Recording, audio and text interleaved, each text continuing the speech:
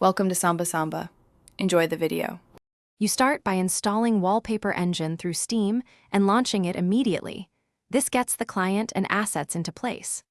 Once open, choose the display you want to target and pick a performance preset so wallpapers run smoothly. Make sure Steam Overlay stays enabled for workshop downloads and quick edits. You'll also grant any permission prompts so the app can manage animated backgrounds. Do that now, because it prevents hiccups later when you browse or apply wallpapers.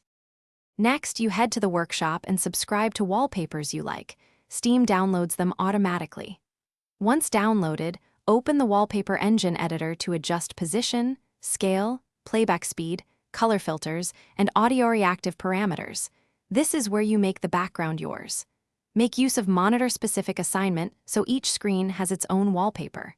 Then create a playlist or schedule to rotate backgrounds. This keeps your setup dynamic without constant manuals. To finish, export any custom wallpapers you created so you have a local backup or can share them.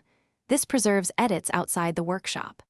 Then optimize for performance by lowering resolution, capping FPS, or disabling heavy effects if you notice stutter.